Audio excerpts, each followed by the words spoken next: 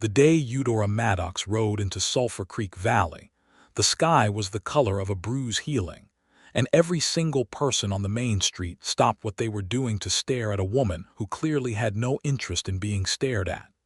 It was the spring of 1878, and the valley sat in the southwestern corner of Colorado Territory, cradled between two ridgelines that turned amber in the afternoon sun. The town of Harlan's Crossing had been carved out of the scrubland a decade earlier by men with ambition and women with patience, and it had grown into something resembling permanence. A general store, a livery stable, a saloon called the Copper Spur, a church that doubled as a schoolhouse, and a handful of houses arranged along two dusty streets like soldiers who had forgotten which direction they were supposed to face.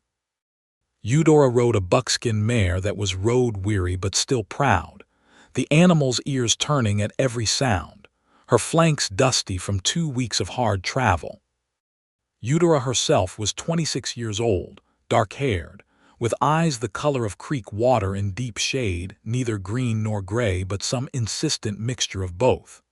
She wore a man's canvas coat over a calico dress that had seen better years, and her boots, laced high and scuffed at the toes, told a story of practical miles. There was a bedroll strapped behind her saddle and a battered carpetbag hanging from the horn, and she rode with the kind of straight spine that came not from arrogance but from stubbornness.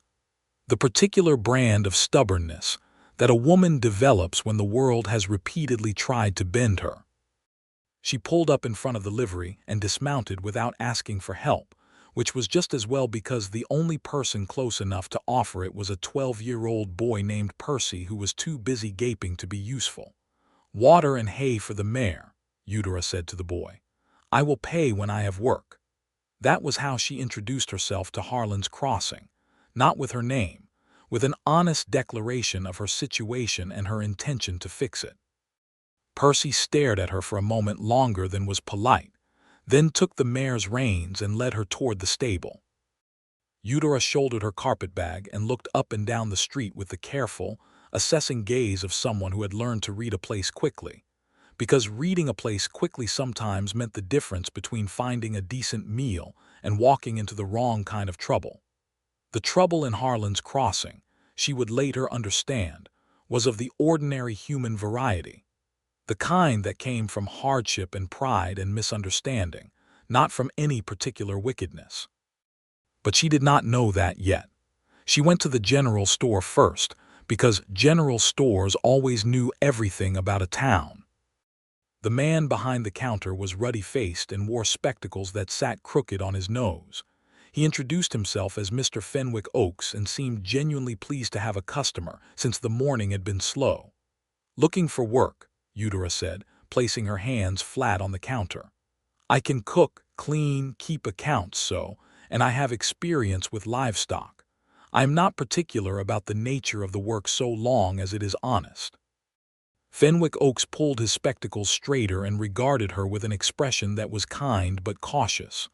"Well now," he said, drawing out the words like taffy, "that is a considerable list of abilities, Miss Maddox, Eudora Maddox. Miss Maddox." He scratched behind his ear. "Thing is, it is a quiet time of year for hiring. Ranches won't take on extra hands until after branding season. The hotel, we call it the Harlan House, though it has only got 4 rooms. Mrs. Blevins runs it, and she manages it herself without help. The saloon, well, I don't imagine that's what you had in mind." "No," Eudora said, without heat. Fenwick Oakes drummed his fingers on the counter. "Now, if you were interested in something a bit more specific, there is a man out on the Whitaker Ranch, about 4 miles east of town. Name's Lionel Whitaker. He has been ranching out there going on 7 years now, and the talk is that since his housekeeper, Mrs. Dolly, went back to her family in Denver last autumn, the place has been in something of a state. He has been eating at the Copper Spur 3 nights out of every 5, which costs a man more than it should." He paused. "He is a decent man, fair, came here from Missouri, built that operation himself. He is not the kind who would give a woman grief, if you take my meaning." Eudora took his meaning. In 1878, in a territory where women were scarce and often regarded as either property or entertainment. Knowing the character of a potential employer was not a small thing. "How far east?" she asked. "Follow the main road out past the McCready homestead. You will see the blue shutters on the house. Can't miss it. And then take the fork that goes toward the ridge. Whitaker Ranch is marked by a gate with the letter W on it in iron work. He made it himself. Takes a certain kind of man to make a gate with his own letter on it." Fenwick Oaks smiled. "The good kind, I think." Eudora thanked him, bought a small sack of dried apples with the last coins in her pocket, and went back to the livery to collect her mare. The road east of Harlan's crossing was better than she had expected, properly graded and lined on one side by cottonwood trees that were just beginning to push out their spring leaves, small and bright and green as hope. The valley opened up around her as she rode, the mountains visible in every direction, still carrying snow on their high shoulders even as the lower meadows warmed and greened. It was genuinely beautiful country, and Eudora, who had grown up in eastern Kansas on flat land that seemed to go on forever without comment, felt something loosen in her chest at the sight of it. She found the gate with the iron W and turned through it. The drive to the ranch house was perhaps a quarter-mile, lined by a split-rail fence in good repair, and beyond the fence she could see pasture where cattle grazed, maybe 200 head, she estimated, fat with spring grass and moving in that slow, purposeful way that healthy cattle do. There were horses in a separate paddock, 3 good-looking animals, and a barn that was large and solid and recently repainted a deep red that had not yet faded. The house itself was more than she had expected. It was not fancy, but it was built with care, 2 stories of timber and stone, a wide front porch with 2 rocking chairs that were positioned as if someone might sit in them together, and green shutters on every window. The green matched the new cottonwood leaves, and Eudora wondered if that was intentional or a coincidence she was reading too much into. She dismounted at the porch steps and tied the mare to the rail. She had raised her hand to knock when the door opened from inside, and she came face to face with Lionel Whitaker.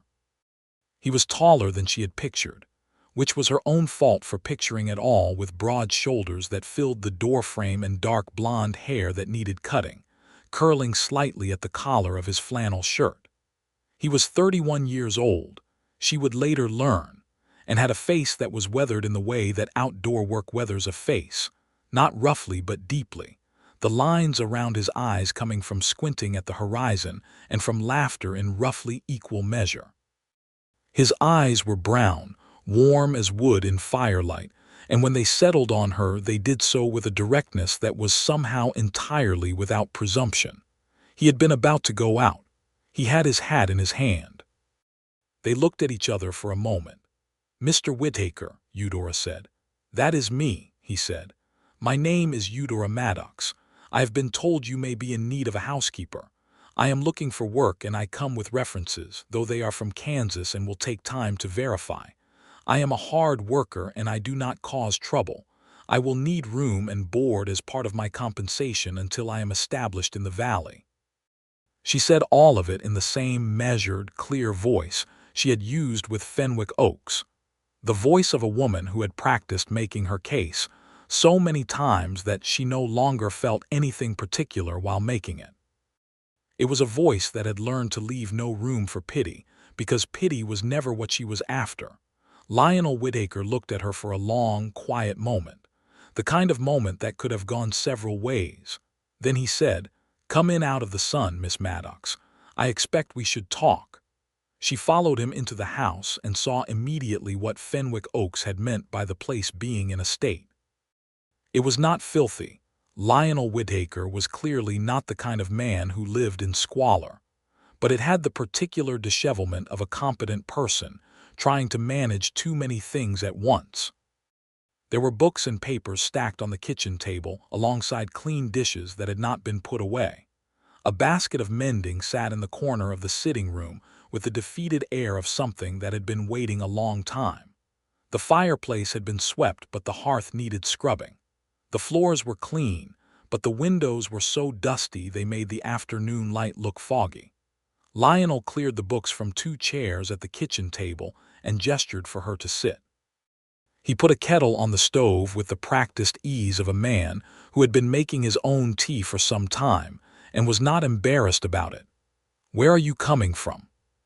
he asked, settling into the chair across from her. "Kansas, originally, most recently from Santa Fe. Long road." "Yes." He looked at her steadily, not unkindly but with the honest assessment of a man who was considering a business arrangement and took business arrangements seriously. "Can I ask what brought you this far north? There is more work in Santa Fe than in Harlan's Crossing, generally speaking." Eudora met his gaze without flinching. There was a situation in Santa Fe that made staying unwise. He waited to see if she would say more. She did not, and he did not press. Instead he said, "I can offer you room and board and $8 a month. The room is upstairs, second door on the left. It has its own window and the lock works. The board includes all meals and I will not dock your wages for supplies you use in the kitchen." He paused. "What I need is someone to manage the household, cooking, cleaning, managing the pantry and the supply orders with Oaks in town. I do the ranch myself with 2 hired hands, brothers named Cal and Denny Prout, but they sleep in the bunkhouse and take their own meals. You would not be responsible for them." Eudora considered the offer. $8 a month was fair for the territory, not generous but not insulting. The private room with a working lock was more than she had been expecting, and she felt a small, involuntary softening at the mention of it. "That is acceptable," she said. The kettle began to sing. Lionel rose and poured the tea with more skill than she would have given him credit for, set a cup in front of her, and then sat back down. "I want to say something," he said, "and I hope you will take it in the spirit it is intended." Eudora wrapped both hands around the warm cup and waited. "I have had people come to me for work before who were coming from something difficult. I don't ask about it, and I don't need to know. What I do believe is that a person's history is their own business until they decide otherwise. You will have privacy and respect in this house, Miss Maddox, and you have my word on that." He said it plainly, without ceremony, the way a person says something they mean completely. Eudora looked at him. Something moved in her expression, a flicker there and gone like a candle flame in a draught. Then she said, "Thank you, Mr. Whitaker. I appreciate that." She drank her tea and he drank his, and they went over the particulars of the arrangement while the afternoon light shifted through the dusty windows. And by the time she went to bring her mare around to the barn, Eudora Maddox had work. She had not come looking for sympathy. He had offered it anyway, quietly and without fanfare, in the form of a room with a lock and a statement about privacy. She did not take the sympathy. She took the work. But she thought about both.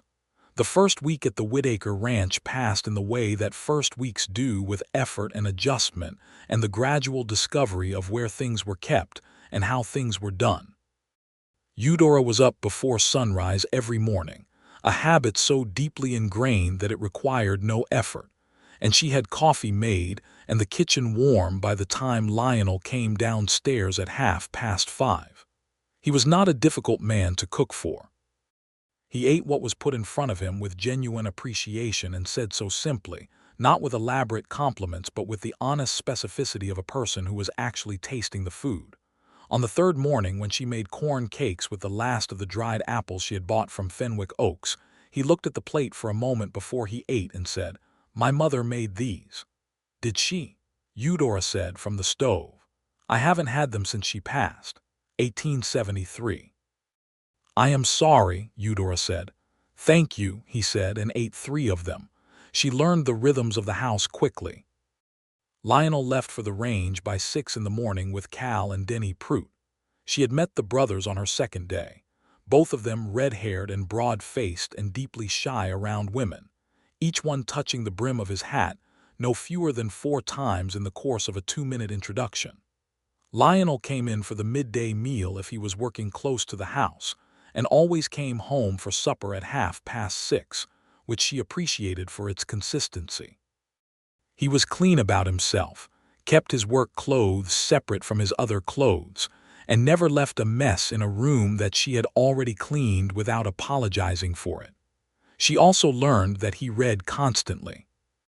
Every flat surface in the house seemed to collect books, novels, agricultural journals, maps, a well-worn Bible that was more bookmarked than read, a set of Shakespeare that had clearly been consulted with some regularity. On her third night in the house, she found him sitting at the kitchen table after supper with a book called The Principles of Scientific Agriculture, and reading it with the same focused attention he gave to everything else. "You read a good deal," she observed, not critically. "Long winters," he said, "and I find that reading about something is usually better than learning about it the hard way." He looked up. "Do you read, Miss Maddox?" "I do." "You are welcome to anything on the shelves. Consider it part of the arrangement." She thanked him and went upstairs to her room, and that night she lay in her bed with a lamp burning and read the first act of The Merchant of Venice and felt, for the first time in a very long time, something approaching peace. The town of Harlan's Crossing revealed itself to her gradually over those first weeks, as she went in on the supply wagon every Tuesday with a list from the kitchen. Fenwick Oaks at the general store proved to be an essential source of information. He knew everything about everyone and shared most of it freely, not from malice but from a genuine belief that community required its members to know each other's situations. It was from Fenwick Oaks that she learned more about Lionel Whitaker. He had come to Colorado from Missouri in 1871 at the age of 24, with a land claim and enough cattle to start a small operation. He had built the ranch house himself over the course of 2 years, living in the barn while it was being constructed, and had grown the herd steadily through careful breeding and good management. He had been briefly engaged in 1875 to a woman named Harriet Caldwell, whose family had a homestead in the eastern part of the valley. The engagement had ended, Fenwick Oaks grew slightly vague here, and Harriet had eventually gone back east with her family, and Lionel had gone back to ranching, and that was that.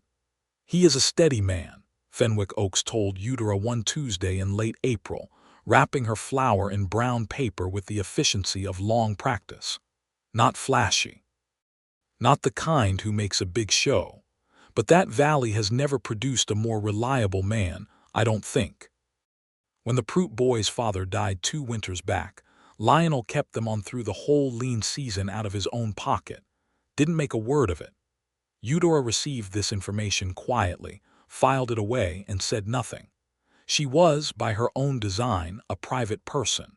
She had been private for reasons that had become necessary years ago, and had remained private because the reasons, once established, had never fully gone away.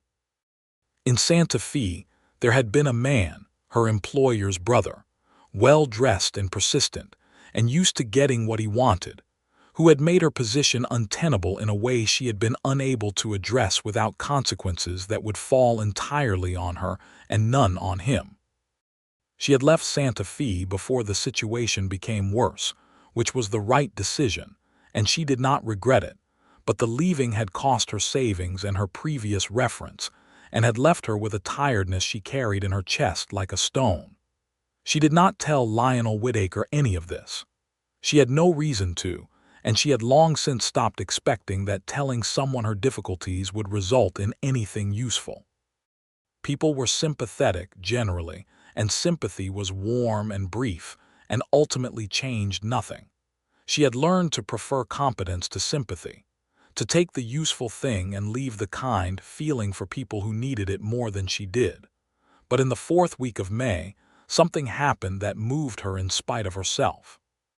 She had gone to the livery to pick up the wagon after her Tuesday supply run, and had found a crowd of people at the far end of the main street, not a dangerous crowd, more of a concerned one, gathered in a semicircle around something on the ground. She had walked down to see what it was and found Mrs.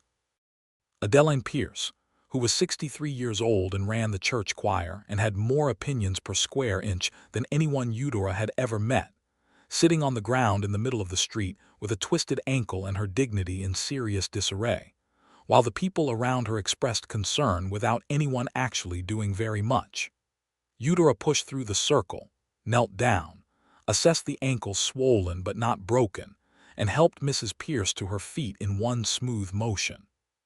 She walked the woman to the doctor's office 2 doors down, explained the situation to Dr. Hargrave, who had been distracted by a ledger, and waited until the ankle was bound and Mrs.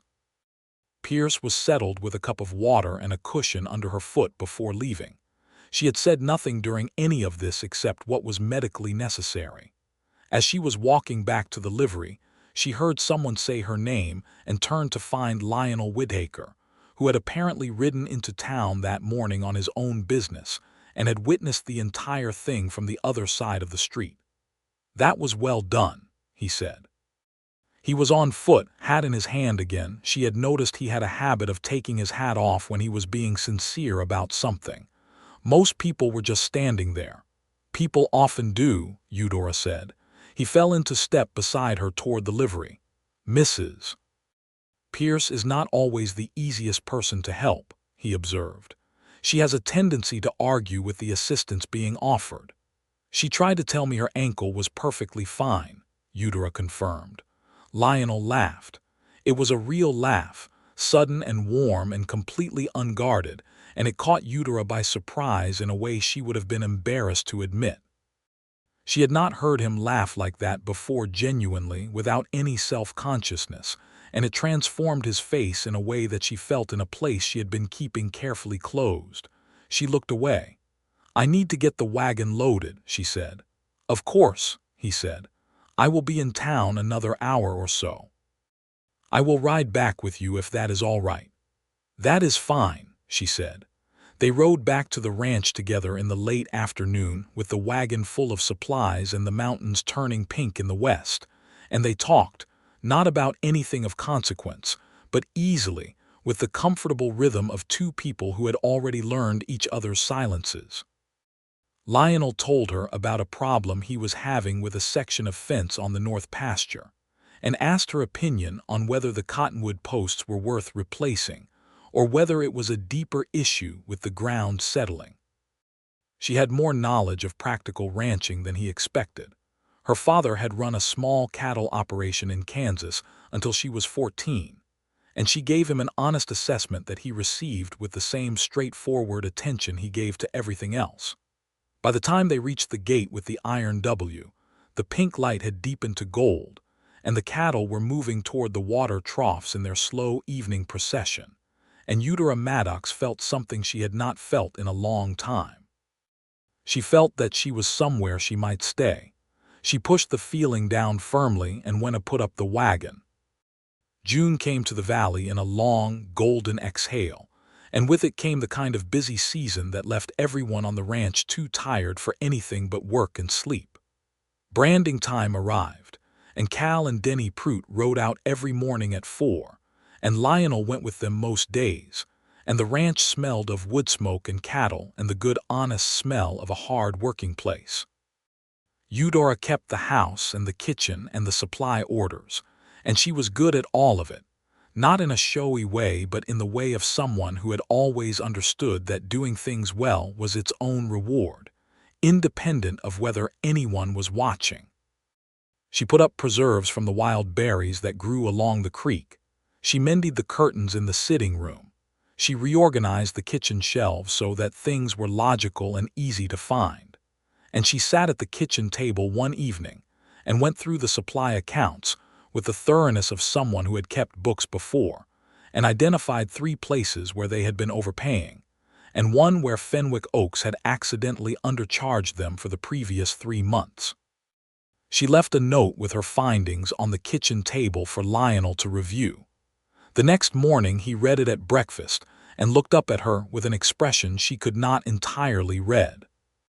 "You have an exact mind," he said. "I find it useful," she said. "I will go speak to Fenwick about the overcharges." He paused. "And I will pay what we owe him for the underbilling." "Of course," she said. She had expected nothing else. He looked at the note again. "Where did you learn bookkeeping?" "I taught myself." She set his plate in front of him. "There was a period when I was working as an assistant to a land agent in Wichita, and the books were in a terrible state. I sorted them out because no one else was going to." "How long ago was that?" 8 years. He ate in silence for a moment. "You have done a great many things," he said. "I have needed to," she said, which was the most she had said about her circumstances to anyone in Harlan's Crossing. He looked at her then with something in his brown eyes that was not pity exactly, not the soft, well-meaning sympathy that she had been deflecting her whole life, but something more like recognition. The look of someone who understood that necessity and capability were not always a choice, but who respected the result regardless. She found that she did not need to look away from that particular look.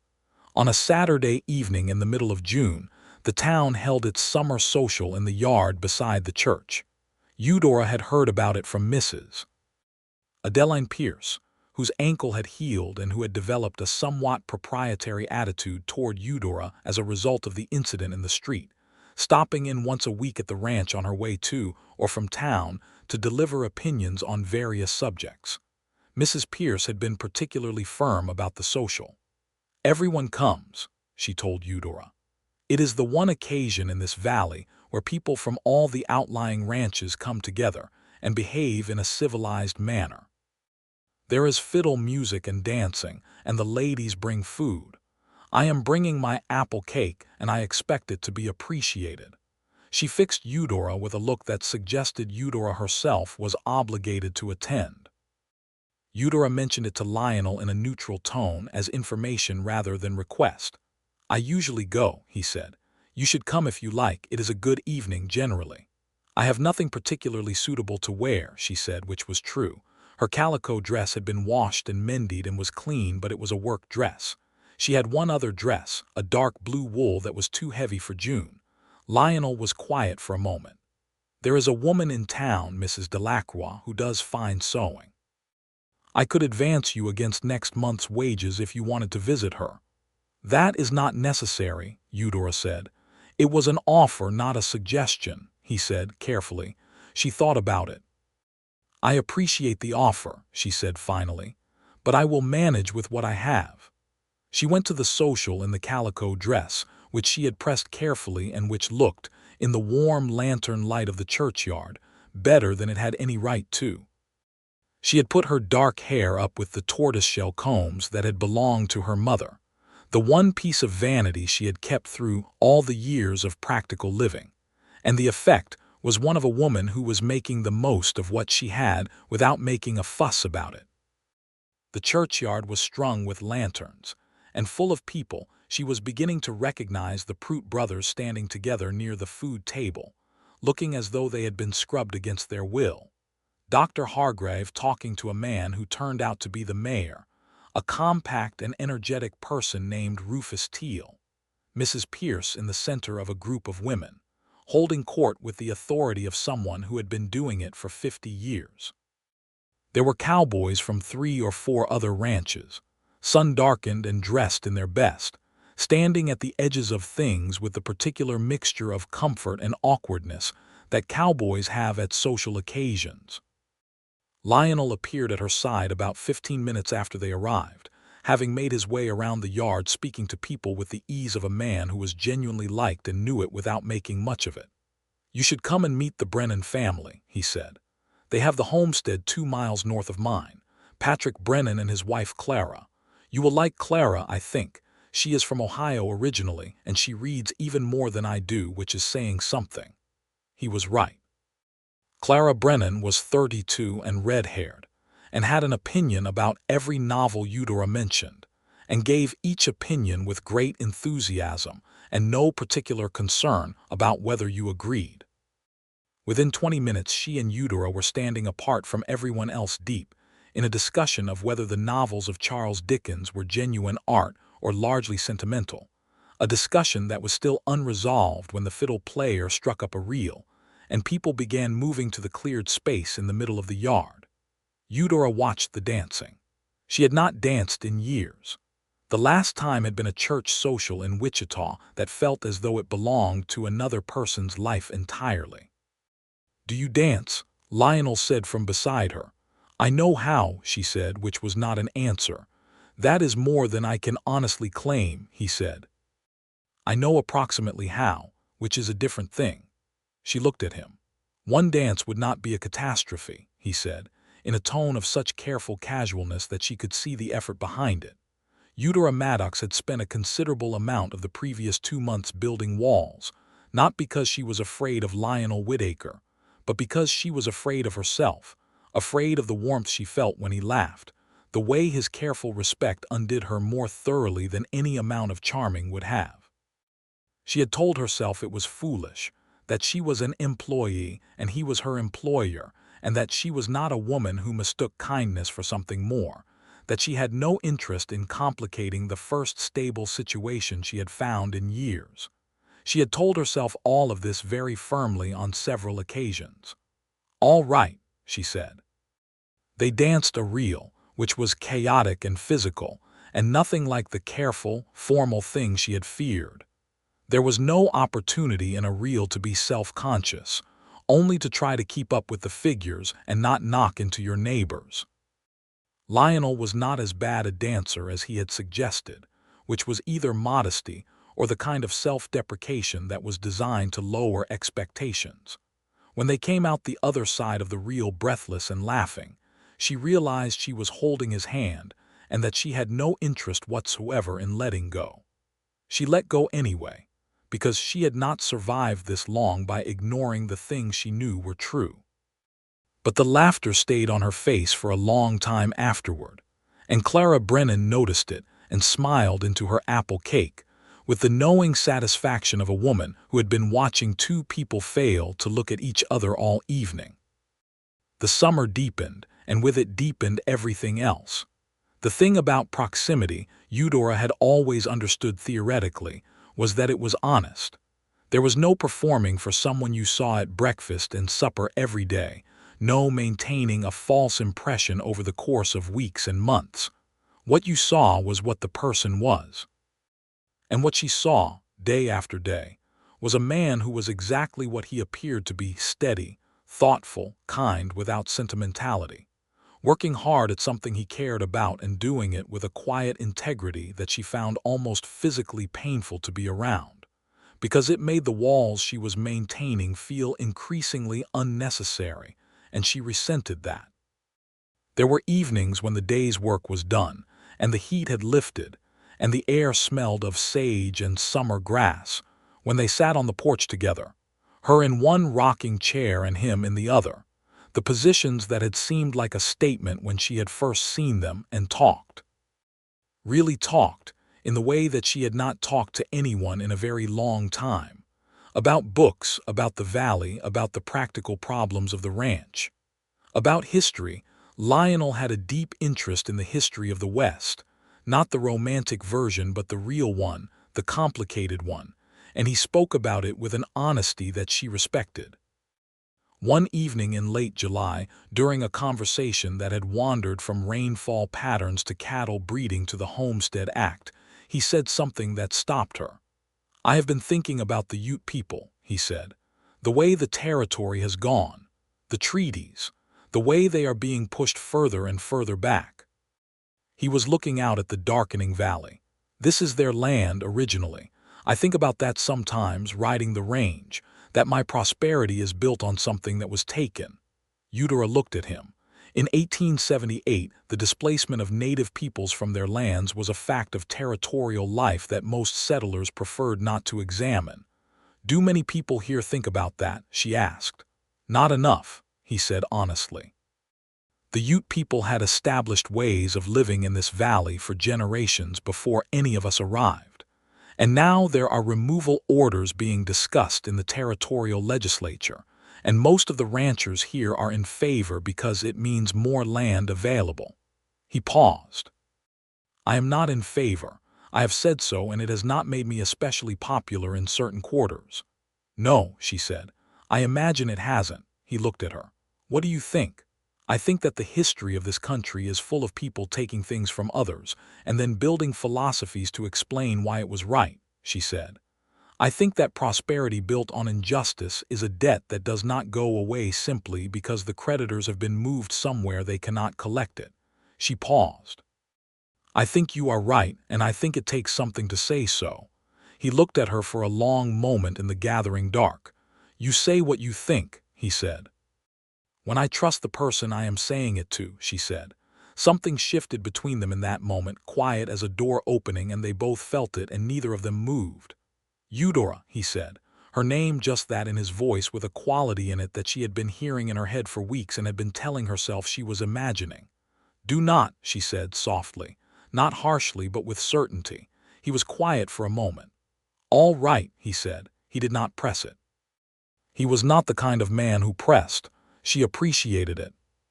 She also, inexplicably, felt a sharp pang of loss that she sat with in silence while the night settled around them, and the cattle shifted in the pasture below, and somewhere in the distance, a coyote made its lonesome sound. The situation with the man called Brent Calhoun began in August and ended in September, and was the thing that, in the telling later, could not be left out. Brent Calhoun ran a ranch in the northern part of the valley, a larger operation than Lionel's, and one that had been built more by acquisition than by development, a distinction that Eudora had learned to notice. He was 44 years old, square-jawed, and had the kind of confidence that came from never having been told no by anyone whose opinion he valued. He came to Harlan's Crossing twice a month and considered himself one of the important men of the valley, which several people confirmed he was, though not all of them confirmed it with admiration. She had met him at the summer social, where he had been charming in a professional way, the kind of charming that was more performance than feeling. He had made note of her as Lionel Whitaker's housekeeper, with an interest that she recognized immediately and did not appreciate. In August, he began stopping by the Whitaker ranch on various pretexts, a question about shared grazing land, a discussion about the upcoming county meeting, a borrowed tool that needed returning. On two of these occasions Lionel happened to be out on the range, and Calhoun stayed longer than necessary, sitting at the kitchen table while Eudora maintained a careful, professional distance and answered his questions in the most efficient terms available. On the third visit, he said something that made her set down the pot she was holding and look at him directly. "You are wasted as a housekeeper," Calhoun said. He had his hat on the table and was leaning back in the chair with the ease of a man who considered all chairs his. "A woman with your abilities and your looks, I have a bigger place than Whitaker's, more variety. I could offer considerably more than $8 a month." Eudora looked at him. "I am satisfied with my current position," she said. "Are you?" He smiled in a way that was not quite a smile. "Or is it the position you have in mind specifically?" She picked the pot back up. "Mr. Calhoun, I think you should leave now. I am not trying to offend you," he said. "I am making you a legitimate offer." "I heard the offer," she said. "My answer is no." He left, and she watched him ride down the drive from the kitchen window, and she felt the specific tiredness that comes from a particular kind of encounter that a woman should not have to have and has to have regardless. That evening she told Lionel about it plainly, because she felt he should know. She did not ask him to do anything about it. She was not asking for a rescuer. Lionel listened to her entire account without interrupting. When she finished, he was quiet for a moment in a way that was very still, the way still water is still when there is a current running under it. "I will speak to Calhoun," he said. "You do not need to do that on my account," she said. "I am going to do it on mine," he said. "He came to my home and spoke to a person who lives under my roof in a way that was disrespectful. That is not something I will leave unaddressed." He paused. "If you would prefer I do not, tell me so and I will respect that. But I want to be honest about what I intend." She looked at him. "What will you say?"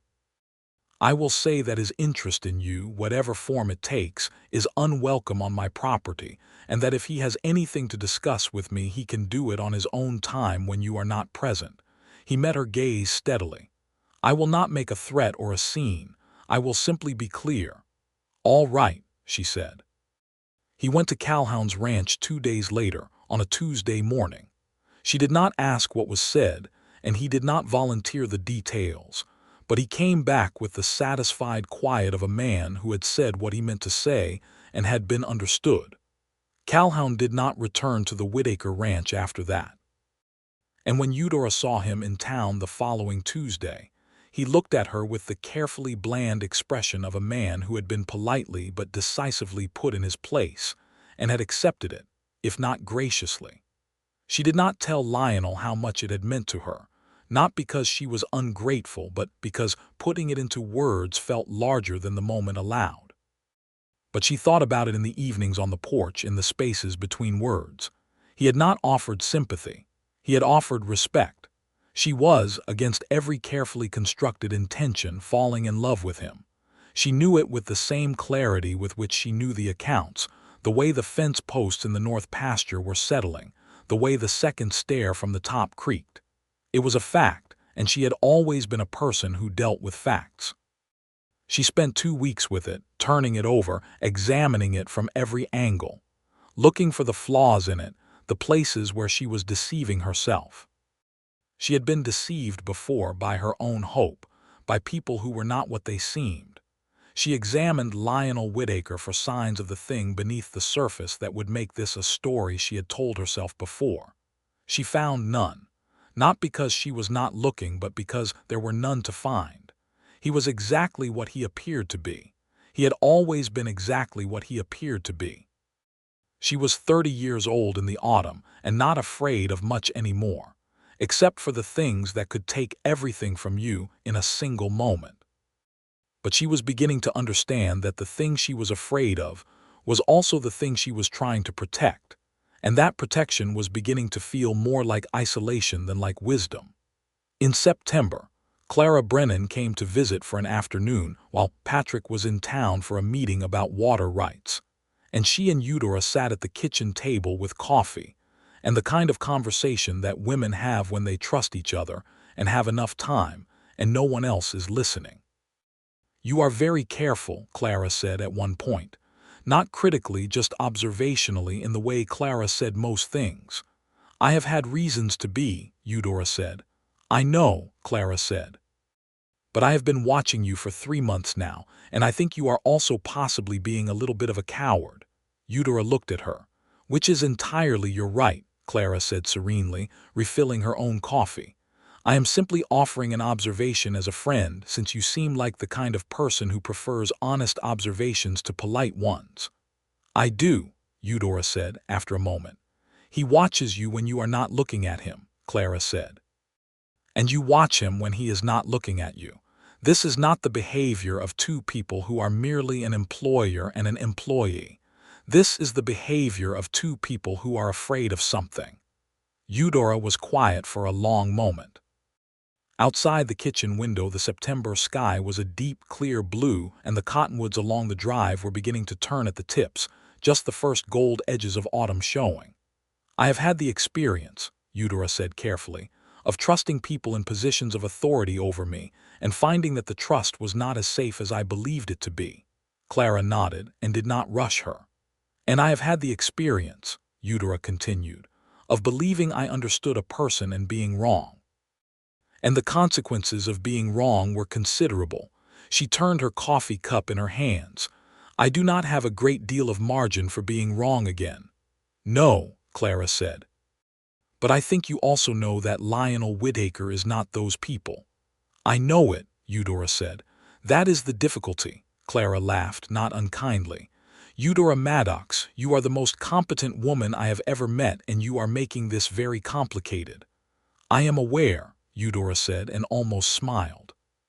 That evening, she was in the sitting room when Lionel came in from the range later than usual, tired and covered in the particular dust of a long day's work, and carrying a slightly injured expression that made her look up from her mending.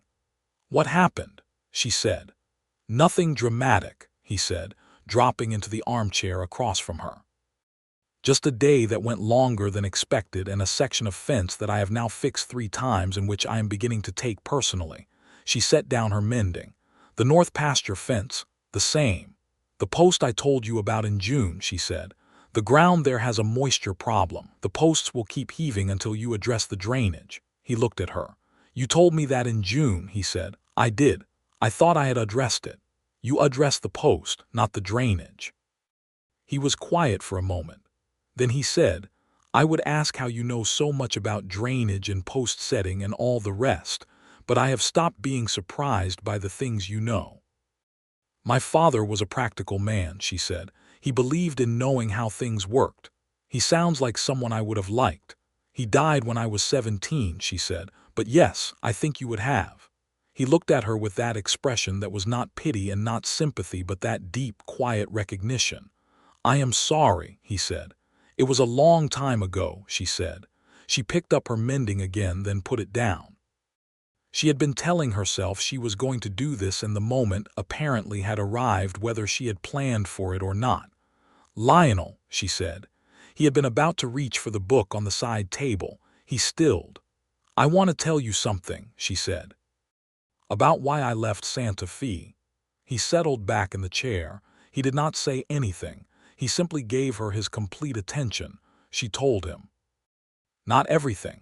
Not all the accumulated history of difficult years and difficult people, but the specific story of Santa Fe, the employer's brother, the persistence, the evening when he had put his hand on her arm in the kitchen, and she had made it plain in the clearest possible terms that his interest was not reciprocated, and the way that clarity had been used against her, the way she had been dismissed from her position on grounds of difficulties with her character, as though the difficulty had originated with her.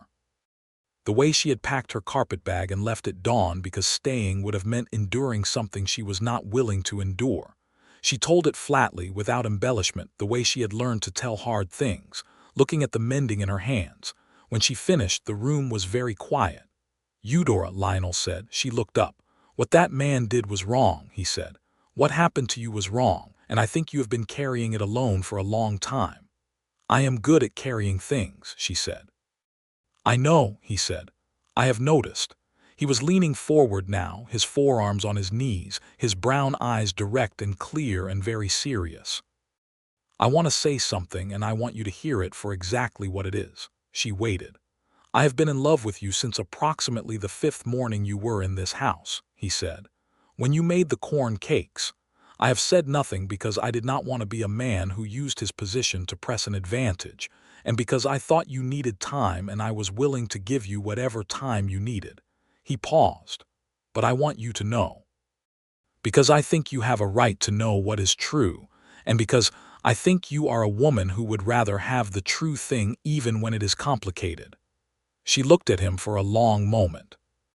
Her heart was doing something she could not regulate, and she was not trying to. The 5th morning, she said. The corn cakes, he confirmed with the smallest possible smile. That is very specific, she said. I am a specific person. She stood up and crossed the room and sat down on the edge of the side table in front of his chair, which put her close to him, close enough to see the particular quality of that look in his eyes, the one she had been watching grow for months, the one she had been refusing to name. I told you that story, she said, because I wanted you to understand why I have been careful, not because I believe you are the same kind of person. I do not believe that. She paused. I told you because you offered to know me a long time ago, and I have been thinking about whether to accept the offer. And, he said very quietly, I am accepting it, she said. He reached up and took her hand, and she let him, and they sat like that for a long, honest moment in the lamplight, with the autumn dark pressing at the windows and the whole valley settling into the quiet of a September evening. He stood up carefully, and she stood too, and they were very close, and he said, May I? Because he was the kind of man who asked. Yes, she said. And he kissed her gently, with the gravity of a man for whom this particular moment had been a long time in the arriving, and who understood its weight entirely. Outside, the coyote called again in the distance, the same one, or another like it, and the cottonwoods moved in the evening wind, and the iron W on the gate caught the last light of the moon. The autumn that followed was the kind that a person keeps. Not because it was without difficulty. There were still fences and supply shortages, and 3 days in October when a sudden cold snap came down from the mountains, and they had to move 200 cattle in a single morning. But because difficulty, undertaken with the right person beside you, is a different thing altogether. They were careful, both of them, in the way of people who had both made the mistake of rushing towards something and paying the price for it. They did not make declarations or plans for months, only lived in the truth of what they were to each other, which grew the way a good thing grows, quietly and with roots. She kept the household. He ran the ranch. They talked every evening. They read in the same room. She began leaving books on his side table with pages marked, and he did the same, and they argued warmly about everything from agricultural philosophy to the relative merits of George Eliot versus Thomas Hardy. And on every count she held her position and changed his mind at least twice, and he returned the favor an equal number of times. In November, Mrs. Adeline Pierce came to the ranch and sat in the kitchen while Eudora made apple cake. She had obtained the recipe, which Mrs. Pierce considered a significant act of recognition, and she said, with the directness of a woman who had been saying what she thought for 6 decades, "That man is going to ask you something important and I want you to say yes." "Mrs. Pierce," Eudora said. "I have 5 grandchildren," Mrs. Pierce said, "and every single one of them is happy with their decisions. I attribute this to good advice, specifically mine." "I have no doubt," Eudora said.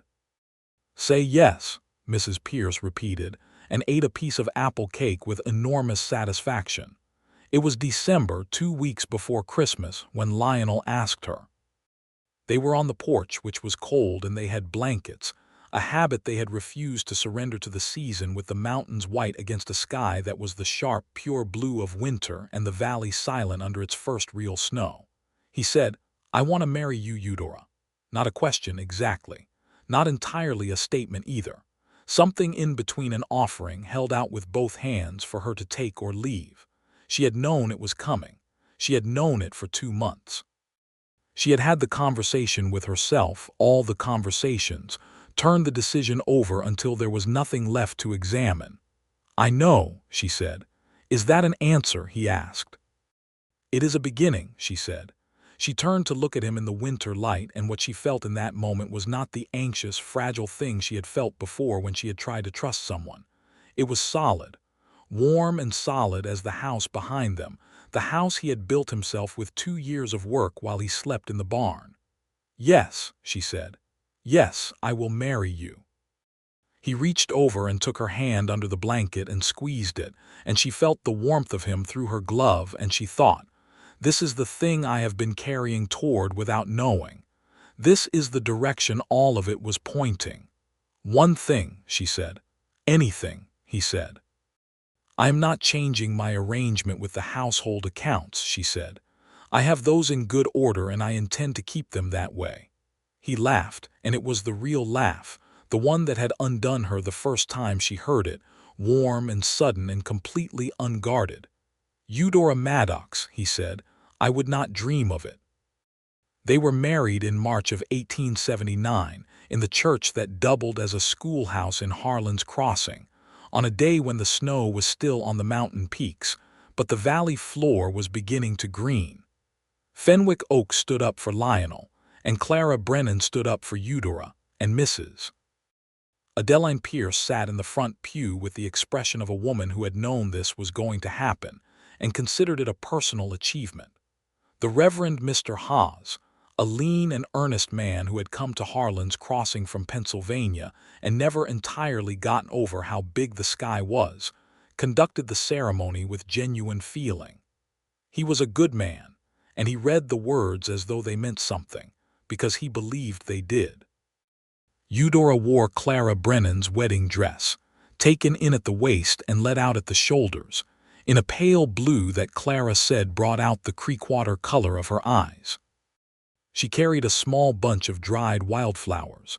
The valley did not have fresh ones yet in March, and she walked down the aisle of the small church with the upright spine that was not arrogance but stubbornness. And when she saw Lionel standing at the front with his good coat on and his hair actually cut for the occasion, and the look on his face when she walked in, she felt something give way in her chest that she had not known was still held tight. She did not cry. She was not a person who cried easily. But her eyes were bright when she reached him, and he saw it, and he smiled with everything he had. The ceremony was simple, and the words were honest, And when it was done, Lionel Whitaker kissed his wife with the particular thoroughness of a man who had been waiting a long time and intended to make the moment count. And every person in the church applauded with the genuine enthusiasm of a small community that had been rooting for something and was glad to see it come right. The reception was held in the churchyard. There was not enough room inside, and it was an occasion of remarkable warmth for a March day, with fiddle music and food that half the valley had contributed and dancing that went until well after dark.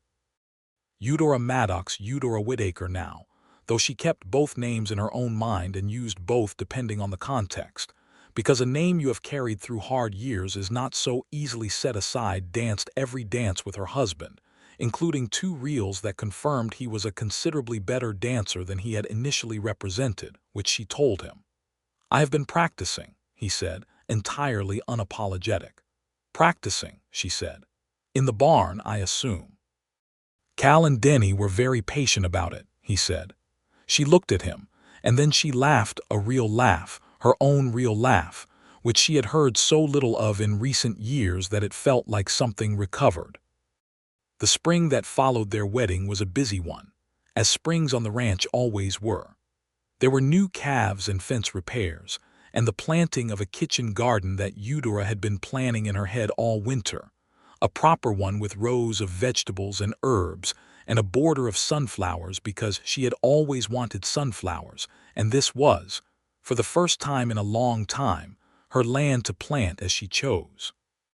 They were a good working partnership in the way that the best marriages are, not because they agreed on everything, but because they knew how to disagree with respect, and because each of them brought different abilities that together made for something stronger than either alone. Lionel's knowledge of cattle and land and construction filled the gaps in her knowledge, and her abilities with accounts and organization, and the 100 practical skills of household management filled his. They ran the operation together, openly. She sat in on every discussion about ranch business and had equal voice in decisions, an arrangement that was unusual for the time and that raised some eyebrows among the more traditional ranchers in the valley. She did not particularly care about their eyebrows. Cal and Denny Pruitt, who had been watching the whole business unfold since Eudora arrived, were deeply supportive of the marriage in a way that expressed itself primarily as increased effort and improved behavior. Denny had apparently told his brother at some point during the previous autumn that the ranch felt different since Miss Maddox arrived, more like a home, he had said, which Cal had passed on to Eudora one afternoon with the pink-faced earnestness of a man who was not sure how to compliment a woman but was making his best effort. She thanked him and gave him an extra serving at dinner, which seemed to be the right response. There were letters to be written, too, in that spring. She wrote to Kansas, where her younger brother James still lived on the family land, having taken it over when their parents died. James was 22 now, and he wrote back within the month, a letter full of his characteristic mixture of practical news and poorly contained emotion, genuinely delighted that she had found something good and containing 3 separate requests for more details about the ranch and the man she had married. She wrote him back with details. He replied with a promise to visit in the summer, a promise she held with careful hope. James Maddox arrived in June on the stage from Pueblo, 19 hours of travel that left him dusty and rumpled and cheerful in the way of a young man for whom travel is still an adventure. He was lanky and dark-haired like his sister, with their mother's eyes, and he greeted Eudora with a hug that lifted her off her feet and held on for a long moment that said more than a year's worth of letters had managed to. Lionel met him on the porch and shook his hand, and James looked at him with the particular assessment of a younger brother who had been worrying about his older sister and was now deciding whether the worry could be put down. Within 2 days, James and Lionel were working the range together and talking about cattle breeding with the mutual enthusiasm of 2 people who have found an unexpected common interest. By the end of the week, James had helped Cal and Denny rebuild the troublesome section of North Pasture fence, this time with proper drainage addressed first, on Eudora's instructions, and was talking about the possibility of Colorado Territory in a way that sounded increasingly like consideration. On his last evening, James sat with Eudora on the porch after supper while Lionel was in the barn with a new foal that had come early and needed watching. "He is a good man," James said. "Yes," Eudora said. "You are good," he said. It was simple and it was everything. "I am," she said. And it was true, and she knew it, and saying it was not boasting but accounting, a woman taking honest stock of her own life and finding it sound. James left the next morning, and she stood at the gate with the iron W and watched the stage pull away in its own dust cloud, and felt the particular ache of a family member leaving and the particular peace of knowing they will be back. In the autumn of 1879, just before the one-year anniversary of their wedding, Eudora told Lionel that they were going to have a child. She told him at the breakfast table on a Tuesday morning in October, with the economy of a woman who had been deciding how to say it for 3 days and had concluded that direct was best. "I am expecting," she said, setting his coffee in front of him. Lionel Whitaker looked up from the table, and his face did something that she did not have words for exactly not surprise, or not only surprise, but something that was wider and deeper than surprise. The face of a person receiving something they had wanted without allowing themselves to want it too specifically. He stood up. He stood up so quickly the chair scraped back, and he came around the table and took her face in both his hands with a gentleness that was almost formal, and he said, "Eudora." "Yes," she said. He kissed her forehead and then her cheek, and then held her against his chest with his arms around her, and she could feel his heart under her ear, steady and fast, which seemed exactly right for the occasion. "Are you well?" he said into her hair. "Perfectly well," she said. "I have been managing the household and keeping the accounts and cooking your breakfast. I expect to continue to do all three." "I would not suggest otherwise," he said, and she could feel him smiling even though she could not see his face. Mrs. Pierce was informed, because Mrs. Pierce had a way of making you feel that informing her was a civic duty, and expressed satisfaction at a volume that could be heard across the street. Clara Brennan came the following week and brought a basket of things she had collected for the occasion, and sat at the kitchen table and was practical and warm and useful in equal measure, which was her particular gift. The baby came in June of 1880, which seemed right. The same month the valley went green and the cottonwoods were fully in leaf, and the kitchen garden was in its early rose. Dr. Hargrave presided, and Clara was there, and the whole thing was difficult in the way that such things are, which Eudora endured with the characteristic stubbornness that had brought her through everything else, and which produced, at the end of a long June morning, a boy.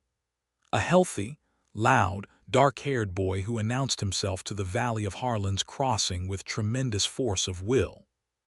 Lionel sat beside the bed afterward with the expression of a man who had been fundamentally altered by an experience, and was not going to pretend otherwise.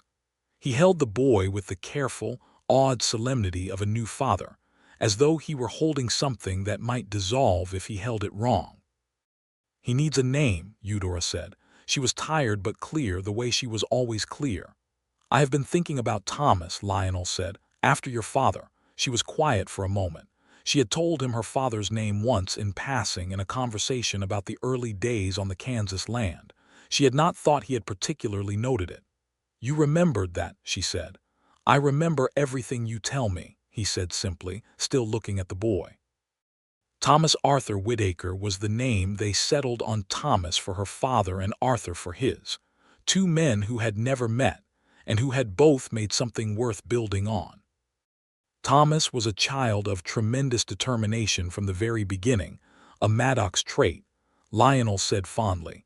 And the house, which had been quiet for so long, became full of sound in a way that Eudora had not known she was missing. She had not been someone who thought much about children before, had not allowed herself to think about the future in terms that specific, but she found that the reality of Thomas was nothing like an abstraction. It was the most concrete, grounding, frequently exhausting thing she had ever encountered, and she loved it with a fierceness that occasionally surprised even her. Lionel took to fatherhood with the same steady, attentive quality he brought to everything.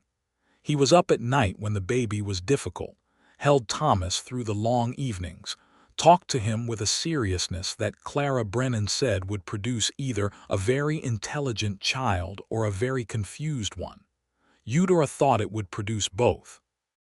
James came back to Harlan's Crossing in the spring of 1881, this time not as a visitor but with a wagon full of his belongings and the look of a man who had made a decision. He had sold the Kansas land. The land was not good anymore, he told Eudora, the soil worn out from years of wheat and no rotation, and he was ready for something new. Lionel offered him work on the ranch, and James accepted it, and within a season he was as essential as Cal or Denny and more likely to have an opinion about it. Having James nearby was a thing she had not known she needed.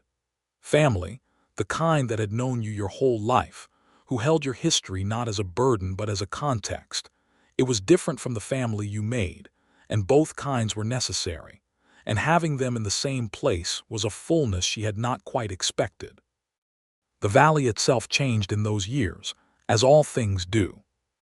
The cattle operations grew and diversified, and there was talk of a proper school building and of a railway spur that might reach Harlan's Crossing within the decade. The Ute removal from the southern part of the territory had happened in 1879, and Lionel had written a letter of opposition to the territorial governor that had no effect on the outcome, but that he had written anyway, because he was the kind of man who said what he believed even when saying it changed nothing.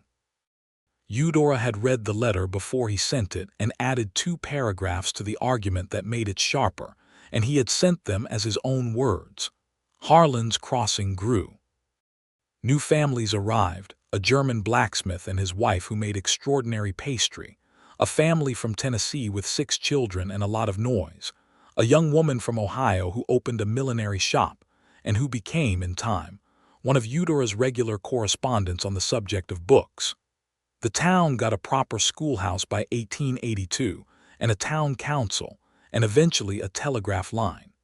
Mrs. Pierce lived to be 74 and was formidable until the end. At her funeral, which was very well attended because there was not a person in the valley she had not at some point told something useful about themselves, Eudora sat in the front pew and thought about a woman who had decided very early in life that her opinions were worth sharing and had shared them without apology, and felt that this was not the worst way to have lived. In the fall of 1882, their second child arrived, a daughter, who came into the world as resolutely as her brother had and with considerably more hair, which was dark and already suggested opinions. They named her Frances after Lionel's sister, who lived in Missouri and wrote long letters and had never made it as far west as Colorado, but declared every letter that she intended to. Frances was quieter than Thomas in her early years but not less determined. She watched everything with the Creekwater eyes she had inherited from her mother, missing nothing, filing it all away. By the time she could walk, she was following her father around the ranch, with a focus that he found both flattering and slightly overwhelming. Thomas was 4 when Frances arrived, and he accepted his sister with the magnanimity of someone who understood that sharing was expected of him, but was prepared to reserve the final judgment. Within 6 months, they were a unit, co-conspirators in the particular enterprise of childhood on a working ranch, and Eudora and Lionel learned to watch for the specific quality of silence that meant the two of them were doing something they were not supposed to be doing. By the mid-1880s, the Whitaker Ranch had grown from 200 head to closer to 400. The house had a second wing added to it for the expanding household, and James Maddox had his own small spread adjacent to his brother-in-law's, having taken up a claim on the land at the north end of the valley and developed it with the industriousness of a man making a permanent decision. He had also, in 1883, married a woman named Ruth Kellner, the daughter of the German blacksmith, who was 23 and practical and kind, and who got on with Eudora with the ease of two people who understand each other immediately. The range expanded as the operation grew. Cal and Denny Prout were still there. They would be there until retirement, it seemed, and Eudora had made clear that their retirement was something the ranch would support, an arrangement Lionel had agreed to immediately and that the brothers had received with the stoic gratitude of men who were not going to cry about it, and were obviously trying not to cry about it. The question of the north pasture fence came up again in the spring of 1884, by which point it had become something of a running joke between them. 3 times it had heaved, 3 times it had been rebuilt, and each time Eudora had identified the same underlying drainage problem with increasing specificity. On the 4th occasion, Lionel addressed the drainage correctly for the first time, following her prescription exactly, and the fence held through the following winter without incident. "Finally," she said at breakfast one morning in spring, having walked the fence line the evening before. "I am a slow learner on certain subjects," he said. "You are selective," she said. "That is a more charitable interpretation," he said. She refilled his coffee. "I am not always charitable," she said. "But I am usually accurate." "You are," he said, "consistently, spectacularly accurate." He reached across the table and took her hand, which was something he still did reach for her with the same deliberate warmth he always had, as if it were still a privilege and not a habit. "It is one of the great advantages of my life." She looked at him across the breakfast table. This man she had found at the end of a long road she had not known was pointing anywhere in particular. This careful, steady man who had offered her work and offered her understanding and let her decide what to take. She thought about the woman who had ridden into this valley with a bedroll and a carpetbag and a voice she had learned to keep flat, who had sat in this kitchen for the first time with her hands around a cup of tea and decided that fare was sufficient, that room and board and $8 a month was enough. She thought about everything it had turned into. "You know," she said, "when I rode into this valley I was looking for work." "I know," he said. "I was not looking for anything else." "I know that too," he said. His thumb was moving against her hand in the slow, familiar way that meant he was listening with all of himself. "You offered me both," she said. "I remember," he said. "I only took one at first," she said. "You took the work," he said. "Yes," she looked at him steadily. "But you kept the other thing available, without making a thing of it, without making me feel it was owed or obligated or that it changed what the work was." "It didn't change it," he said. "No," she said. "That was the point." She turned her hand over and held his. "I have been meaning to say this for a long time, and I keep not saying it because I am better at practical things than at sentimental ones. But you gave me back something I had not known I had lost, and I want you to know that." Lionel Whitaker looked at his wife across the breakfast table in the spring morning light of a life they had built together, and he said, "You gave me the same thing. I was very efficient before you arrived. I was well organized and I worked hard and I went to bed on time. But this," he looked around the kitchen, at the window with the sunflowers coming up outside it, at the sound of Thomas and Frances already up and arguing about something in the yard, at the coffee between them on the table, at her face. "This is a life.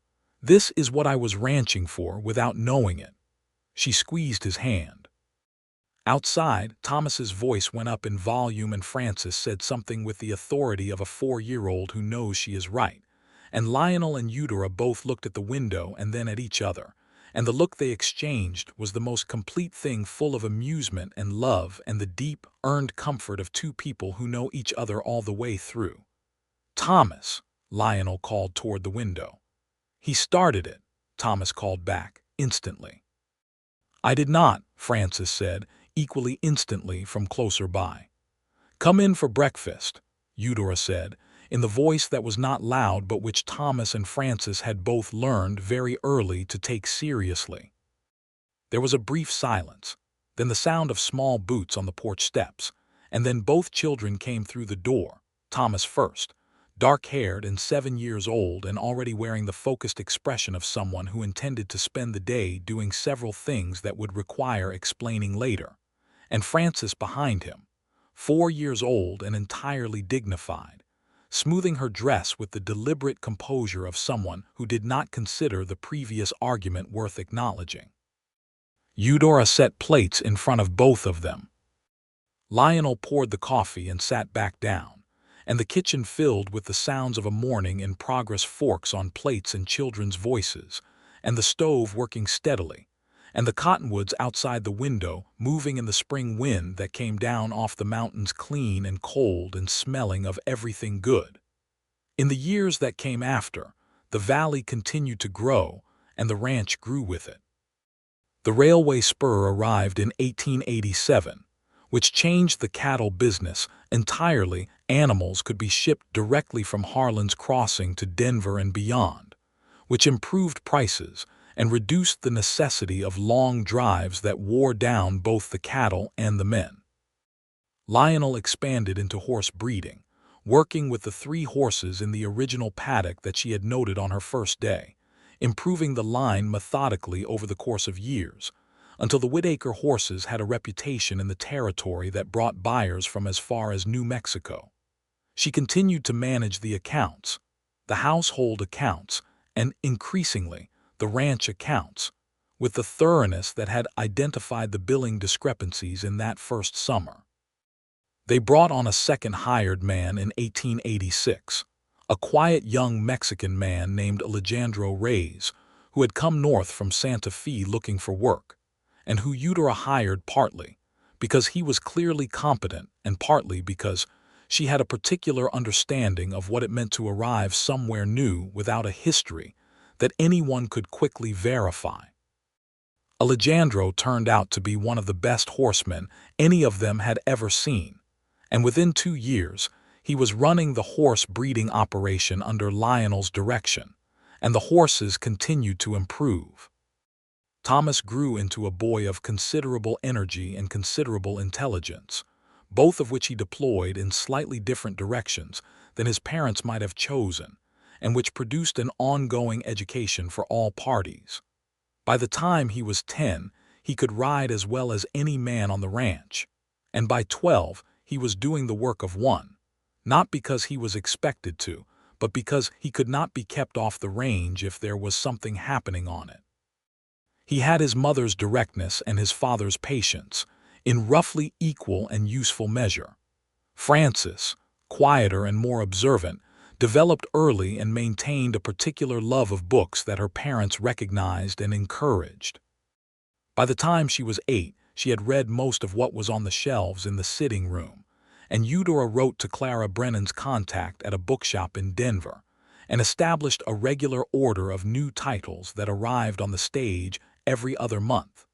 Frances received each new arrival with the seriousness of a person who understood that books were serious. In the spring of 1890, a third child arrived, a boy born in April, whom they named Daniel after nobody specific, simply because it was the name that fit when they held him. Daniel came into the family the way a late-arriving guest sometimes completes a dinner party, not expected in quite the same configuration, but exactly right once he was there. He was calm where Thomas had been energetic and sociable where Frances had been reserved, and he was delighted by his older brother and sister, and was in turn delighted upon by both of them in ways that he accepted with the equanimity of the happily younger child. Eudora was 37 when Daniel was born, and she felt the years in her bones in ways she had not 10 years earlier, but she felt them without complaint because they were full years, years full of the weight of everything that had happened, and she did not begrudge a single one of them. James and Ruth were steady presences in their lives. Their North End spread had prospered, and Ruth had produced 2 children of her own, a boy named Henry and a girl named Lily, who were respectively Thomas and Frances's ages, and therefore their regular companions and sometime adversaries. The combined weight of the 2 Whitaker and Maddox families on the valley's commerce and conversation was considerable by the end of the decade, and it was not lost on Eudora that she had ridden into this valley alone and without resources and had built, from the honest transaction of work offered and work accepted, something that spread and grew and included all of these people. She thought about that sometimes, riding the fence lines on her buckskin mare, not the original mare, who had lived to be 22 and been retired to excellent grass and died peacefully in the autumn of 1889, but a daughter of that horse, who had the same proud ears and the same willingness, and who Eudora had raised from a foal herself and named simply Bay, because sometimes a name could just be accurate. She thought about the woman she had been when she arrived, and what she had asked of this place. Work and nothing more, and what this place had given her in return: work, and Lionel, and the children, and James, and Clara Brennan, and Ruth, and Mrs. Pierce, and Alejandro, and Cal, and Denny, and the whole dense weave of a life built from small, honest things accumulated over years. She was not a sentimental person, and she knew that. She did not need the feeling to be large to believe it. The fact of it was enough. On an evening in the summer of 1891, they were on the porch again, a habit that had survived every season for 12 years. The two rocking chairs, the mountains in the distance, the valley below them settling into the long summer dusk. Thomas was 17 and was out with Alejandro checking on a mare in the lower pasture. Francis was 13 and inside reading with the lamp burning, and Daniel was 11 and asleep earlier than anyone, with the uncomplicated sleep of a child who did not worry about much. The valley was quiet and full of the sound of crickets and the distant water of the creek, and somewhere a late bird making its evening statement. "Tell me something," Lionel said. It was a thing they sometimes said to each other in the evenings, a small invitation. Eudora rocked slowly. "I was thinking," she said, "about the day I arrived here, the first time I saw the house." "What were you thinking about it?" "I was thinking that I saw the two rocking chairs on the porch," she said. "And I thought they were positioned as though someone might sit in them together." He was quiet for a moment. "They were," he said. "I had put them that way about a year before. I had an idea about it." She looked at him. "An idea." "Not a specific one," he said. "Just an idea that there was supposed to be someone in the other chair. I could not have told you who. And when I rode up the drive." "When you rode up the drive," he said, "and tied your mare to the rail and walked to the door as though you had decided that this was the place you were going to be, I had the thought that you might be the person for the chair." He paused. "Which I recognized was a very large thought to have about a woman I hadn't spoken to yet, so I kept it to myself." "For approximately 5 mornings," she said. "Until the corn cakes," he confirmed. She laughed, and the laugh went out into the summer dark and mixed with the crickets and the creek and the distant mountain wind, and it was a full sound, the laugh of a woman who had gotten everything she had not known she was riding toward. He reached across the space between the chairs and took her hand, and she held on, and the valley went purple and then blue and then dark around them, and above the mountains the stars came out one by one, the same stars that had been over this country since before anyone had put a gate on it or a W in iron on that gate, stars that did not care about any of the things that had happened beneath them and shone with equal light on all of it. "Lionel," she said. He said. "I am glad I rode into this valley," she said. He squeezed her hand. "So am I," he said, "every single day." They sat in the rocking chairs on the porch of the house he had built himself while the night came full around them, holding hands in the dark, two people who had found each other at the end of a long road that had been harder for one of them than for the other, and who had built, from the simple fact of honest work and honest respect, and the courage to eventually say what was true, something that neither could have built alone. Inside the house, the lamp in Francis's room burned steadily. Daniel slept his uncomplicated sleep. The horses moved in the paddock, and Bay lifted her proud ears at some night sound, and then settled again. Far down the valley, Thomas and Alejandro were finishing the last check of the pasture before riding home. The iron W on the gate caught the starlight. The creek ran on, as it had always run, through the valley and out the other side, carrying everything with it, putting nothing down, arriving always somewhere new. Eudora Maddox Whitaker, who had ridden into this valley looking for work and nothing else, closed her eyes and listened to the night and was home.